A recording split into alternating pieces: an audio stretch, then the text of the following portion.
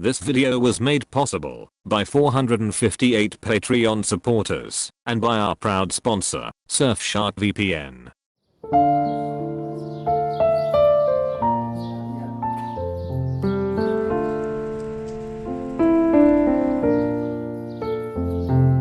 It has become abundantly clear that we are now living through a major event in the pages of history. Those who look back will remember our time for its rapid globalization, the rise in automation, and for a crisis that left the entire world in a state of paralysis. Everywhere we look is more information on an outbreak that seems to overshadow all else in the world, and oftentimes, significant events are being overlooked, and truly terrifying realities are materializing, while the eyes of the world are occupied.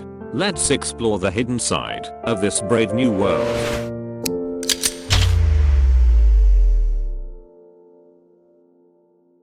A story that was mostly unreported at the very end of March was an incident between a German-owned cruise ship and a Venezuelan Navy vessel, roughly 13 nautical miles from Isla de Tortuga, in the Caribbean Sea. The cruise ship, which had no passengers at the time, was ordered to follow the warship after its presence was determined to be suspicious, just past midnight on the 30th of March. As the cruise ship was in international waters at the time, the navigator wanted to reconfirm the request of the Venezuelan Navy, as it would be a serious deviation from its scheduled route. While in contact with the Navy ship, small arms were fired at the cruise liner before it was purposely rammed in an attempt to divert the vessel into Venezuelan territorial waters. Unfortunately for the Venezuelan Navy, the cruise ship was designed to operate in Arctic conditions and had therefore been equipped with a reinforced hull. The cruise ship only received minor damage, while the Navy vessel immediately started taking in water from the impact.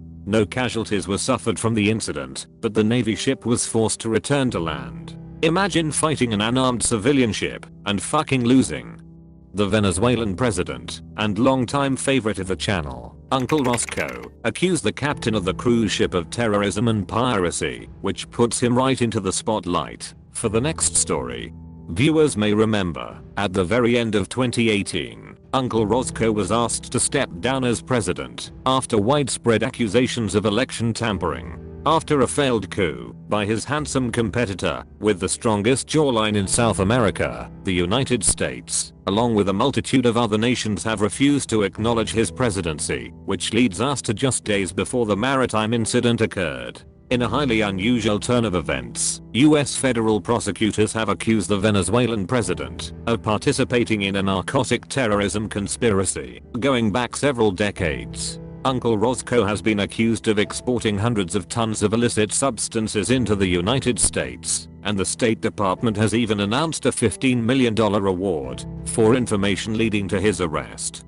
It is without a doubt that the Venezuelan leader has at the very least been involved in a multitude of corruption cases within the country, as the nation has been blessed with one of the largest treasure troves of natural resources in the world, yet has fallen into what's been described as one of the worst political and economic crises in modern history. It is unclear when the situation in Venezuela will improve, and many experts are wondering whether the ever-mounting pressure by the United States will only make the Venezuelan president more desperately cling to his obviously corrupt position of power. Meanwhile, 5 people are murdered in Russia after using their outside voices in an outside setting. Alcohol sales increase 55% in a single week, and the country of Chad has agreed to repay its $100 million debt to Angola entirely with cattle. The Chinese Communist Party will be introducing a new law designed to limit contact with those outside of the nation. The decision comes after the country banned the newest Animal Crossing game entirely after it was found that pro-democracy activists in Hong Kong were using the game to host virtual protests during the current restrictions on large gatherings. The government has been alerted of what they call an authority vacuum in online multiplayer games, where what can be said is often impossible to censor, along with restricting players from interacting with those outside of the country. All online games will need to be screened, and players will soon be required to use their legal name in-game, as opposed to a traditional username. New laws will also restrict content that features zombies and plagues, role-playing, map editing, as well as organizing unions through video games. These all come after similar laws that have imposed a gaming curfew for children and young people, as well as a limit on the amount of money citizens are allowed to spend on games. Let's talk about oil. In March of this year, the second and third largest oil producers in the world, Saudi Arabia and Russia, commenced a trade war after the pair refused to decrease production in response to the world essentially shutting down due to the enormous expense to stop production and the supply greatly exceeding the demand. Oil prices across the globe dropped to the lowest they've been in nearly 2 decades. In some areas, the cost of oil even fell into the negative, with oil producers actually paying their customers as much as $36 a barrel to take the commodity off of their hands, due to it being cheaper than finding storage solutions. This truly is a strange timeline. In times of crisis, emergency power is often given to governments in order to more effectively tackle the problem at hand. However, quite often, this power is given with very little debate and without limitation on how long those wielding it can continue to do so. Hold up, wait a minute, something ain't right. It's universally agreed that a time like this demands decisive and unencumbered action. But already, we can see a multitude of leaders using this as an excuse to expand their own power. As the saying goes, never let a good crisis go to waste. In South Korea, government agencies have harnessed surveillance camera footage, smartphone location data, and credit card purchase records to trace citizens and establish virus transmission chains. The nation, which has been praised for being incredibly effective at handling the health crisis, has also been criticized for what many consider to be a gross violation of privacy. In Israel, the Prime Minister, Benjamin Netanyahu, has ordered the closure of the nation's courts, which has delayed his scheduled appearance to face corruption charges. As a result, thousands of protesters gathered in the city of Tel Aviv, upholding the health ministry's rules allowing public protests, with those participating standing 2 meters apart. The Philippines, on the other hand, approved its president nearly $5.5 billion to deal with the crisis, but not before initially rejecting a proposal which would grant him the power to take over privately owned businesses at will. In Bolivia, the upcoming presidential election, scheduled for early May, has been postponed, leaving the nation without an officially elected government since November last year. Hungary, on the other hand, has passed a new law that would allow its prime minister to completely sidestep parliament and suspend existing laws altogether, further eroding the trust between citizens and the Hungarian government. Even nations that are rooted in the ideas of democracy haven't been safe from this sweeping power shift, with lawmakers from both the United Kingdom and the United States pushing for powers which would allow them to detain people indefinitely without trial. Human rights groups have warned that in times of calamity, it can be all too easy to find ourselves in a perpetual state of emergency, and experts in the field of lawmaking know all too well that it is much harder to deconstruct emergency powers than it is to pass them into law. Meanwhile, a 30-year-old still has a job, wealthy Americans retreat to Middle-earth, and astronauts return to a very different planet after 200 days in space. United States Democratic candidate Bernie Sanders has dropped out of the 2020 race for presidency, setting up a general election between the Republican President Donald Trump and Democratic former Vice President Joe Biden. Trying to find policy comparisons between the two candidates proved much harder than anticipated, as often the sites found were outdated, showed clear signs of bias, or failed to mention policy at all. After 4 hours, I eventually turned to a helpful viewer with a bachelor's degree in political science, who helped compile a policy comparison on the top 7 most important issues to American voters. Viewers should keep in mind that due to the nature of the race, the two candidates often don't expressly commit to concrete positions, and therefore, much of the following information is drawn from previous stances. The Swag News team did its very best to remove bias from this analysis, but we understand that this topic makes people fundamentally very angry, so in order to give viewers time to mentally prepare, here's our proud sponsor to distract you from the cruel realities of the world.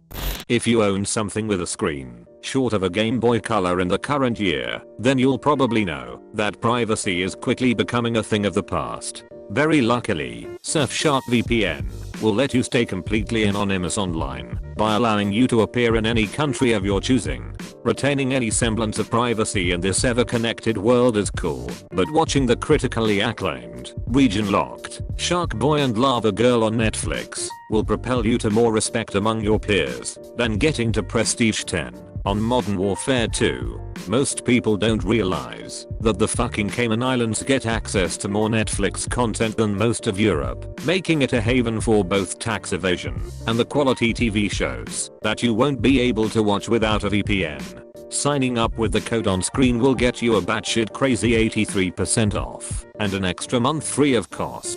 If you decide you don't need a VPN like Surfshark, you can cancel your subscription in the first 30 days and get your money back without ever losing a dime. Surfshark VPN. It's cheaper than the other ones.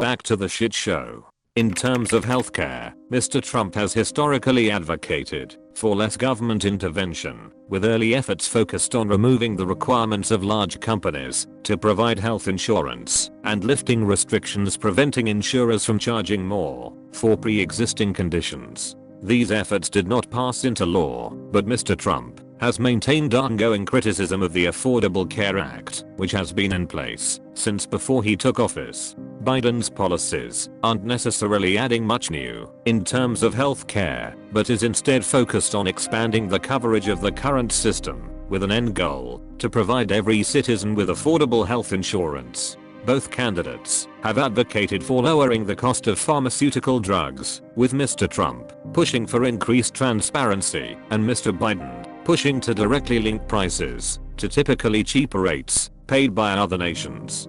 In terms of national security, Mr. Trump has had an isolationist stance, which has moved away from a handful of key allies in what he describes as an America First policy. The president has received criticism from his decision to pull US forces out of Syria in 2019, which left the Middle Eastern nation with a much heavier Russian influence. Mr. Trump has not made any specific comments or promises on his plans for national security upon re-election. Joe Biden's goals are to instead increase American involvement abroad and essentially build up the relationships that he views as being neglected under the Trump presidency.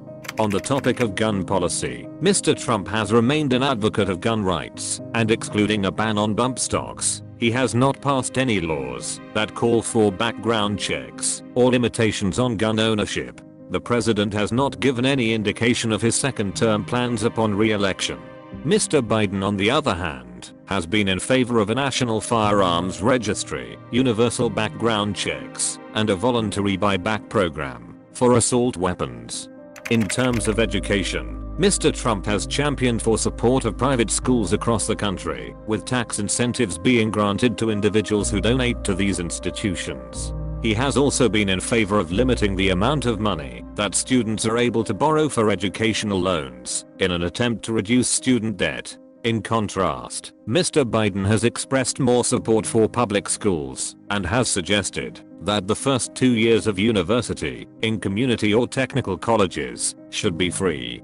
We now move on to immigration, which has been a primary concern of the president since 2016. Since taking office, Mr. Trump has passed a number of executive orders to limit immigration into the United States and has increased funding for the construction of detainment facilities for unlawful immigrants. The president's most famous stance was a commitment to build a border wall on the US-Mexican border. However, this issue has taken a backseat since funding disputes led to a 35-day government shutdown at the start of 2019. Biden's stance on immigration has been less intensive, and although he wants to leave the current illegal entry statute in place, he has expressed his intention to streamline the process to immigrate legally.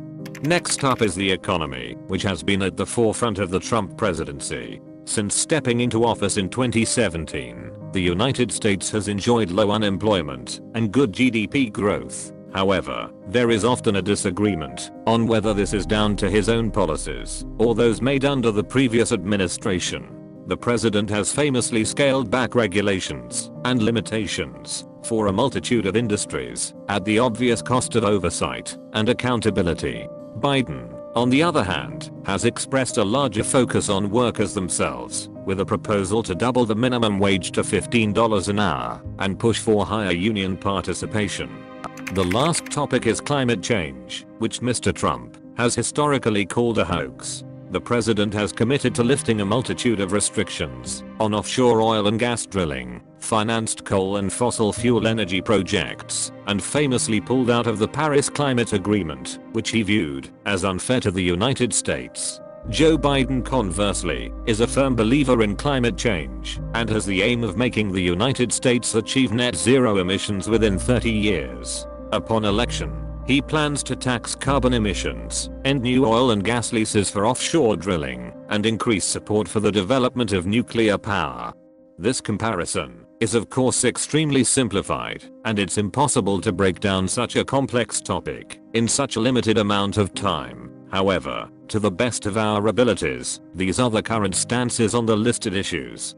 In technology, since most of the world has recently been relegated indoors, it's no surprise that video conferencing apps have seen a massive spike in popularity. However, this hasn't been without its challenges. Popular video conferencing app, Zoom, has been outright banned by a large number of companies and government agencies around the globe on security grounds, including Google, NASA, every single government agency in Taiwan, and SpaceX. Zoom has seen widespread criticism for its lack of end-to-end encryption and accusations of selling user data, but the most common complaint has been cases of meetings getting unexpected visitors. Clearly just trolling, but just saying. Trolling? Wait, what is that? What is that term?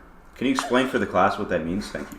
Unlike many of its competitors, Zoom simplifies its connection process, with users only needing a unique meeting link to join a video session. And as many have predicted, this opens up the possibility for pranksters to get lucky with the unique meeting links, or for students to share their classroom codes on their favorite Discord servers. These are strange times indeed. In entertainment, Netflix stock has hit an all-time high this month, as US viewership of internet video rises by over 100% compared to the same time last year. Surprised Pikachu face. Meanwhile, production on the upcoming Batman movie has shut down indefinitely. Louisiana police apologize after using the purge siren to signal curfew times, and John Krasinski sends news without the bullshit stocks into an all-time low. In gaming, the cancellation of E3 2020 has resulted in many of the more prominent publishers, including Microsoft, Devolver Digital, and Ubisoft, considering direct-to-consumer online presentations. Preparations for an online replacement of E3 this year is reportedly in the works. However, no further information is available at this time. The upcoming Counter-Strike competitor, Valorant, has received criticism this month after it was found that its anti-cheat software not only launches upon the startup of a player's PC, but also runs with higher privileges than most of its counterparts. This of course sparked concern among players, as not only could this be perceived as a security and privacy risk, but the publisher behind Valorant is majorly owned by the Chinese conglomerate Tencent, an entity that has its fair share of critics in terms of ethical business practices.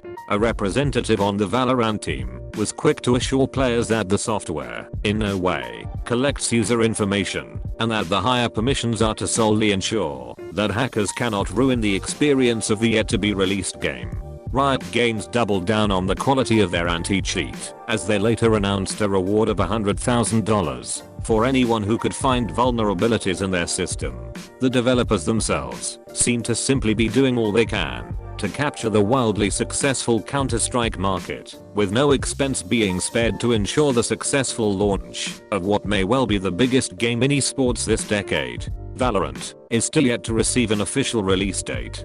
Meanwhile, Sony shows off a PlayStation 5 controller. The developers of Borderlands 3 get cheated out of their bonuses, and No Man's Sky gets a Titanfall update. Games released this month include XCOM Chimera Squad, Gears Tactics, and The Inner Friend. Upcoming games for May include Minecraft Dungeons, Saints Row the Third Remastered, and the BioShock Collection for Switch. This has been the news for this month.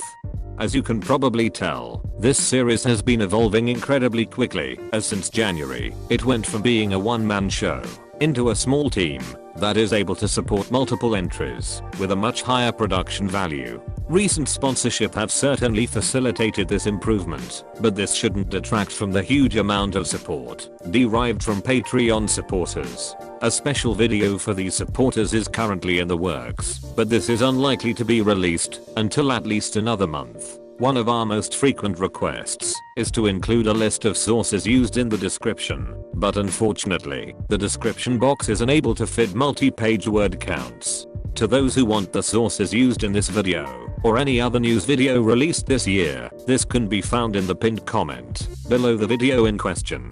At the moment, the biggest challenge seems to lie with the YouTube algorithm itself, which often fails to recommend the series for some of its heavier topics. As frustrating as this is, the team would like to thank viewers who share the news with their friends, family, or random strangers at the bus stop. We will continue to do our best to make news the best it can be, but until next time, stay safe and embrace the bullshit. Oh, I know that there'll be better days. Oh, that sunshine about to come my way. May we never ever shed another tear for today. 'Cause oh